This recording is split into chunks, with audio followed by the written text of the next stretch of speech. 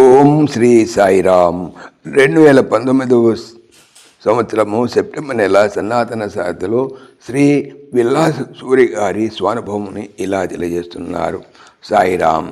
స్వామి నన్ను లోపలికి పిలిచి మద్రాసులో ఏం చేస్తున్నావు అని అడిగారు. డిగ్రీ చదువుతున్నాను స్వామి అని చెప్పాను. లేదు, నువ్వు సమయం వృధా చేస్తున్నావు. ఒక సినీ నటితో కలిసి సినిమాలకు షికార్లకు వెళ్తున్నావు. హోటల్స్లో తింటూ ఆరోగ్యం పాడు చేసుకుంటున్నావు. నీకు పొట్టలో అల్సర వచ్చింది అన్నారు. నా తల్లిదండ్రులకు కూడా తెలియని ఈ విషయాలను స్వామి వెల్లడించడంతో నిర్ఘాంతపోయాను. ఇవన్నీ స్వామికి ఎవరు చెప్పారా అని ఆలోచిస్తుంటే స్వామి, నీ తల్లిదండ్రులను మీ ఊళ్ళో దిగబెట్టి నువ్వు మళ్ళీ నా దగ్గరకు రా అని ఆదేశించారు. ఆ రోజుల్లో ప్రశాంతి నిలయం ప్రయాణం సామాన్యమైనది కాదు. రాత్రి 10 గంటలకు బెంగళూరులో హైదరాబాద్ వెళ్ళే రైలు ఎక్కి రాత్రి 2:30 గంటలకు పెనుగొండలో దిగాలి. అక్కడ నుండి 2 కిలోమీటర్లు నడిచి బస్టాండ్ చేరుకోవాలి. ఉదయం 6 గంటలకు బయలుదేరి మొదటి బస్సులో బుక్కపట్నం చేరుకొని అక్కడ నుండి నడుచుకుంటూ పుట్టపర్తి చేరాలి.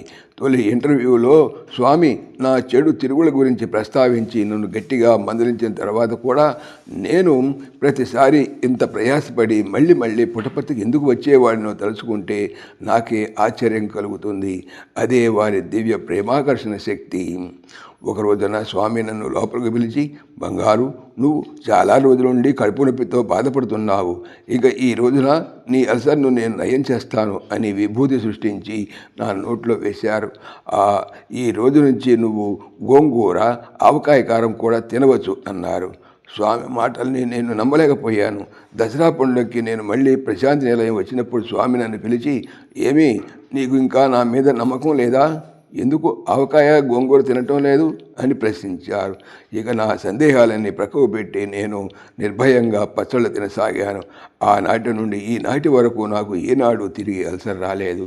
సాయిరామ్. ఓం శ్రీ సాయిరామ్.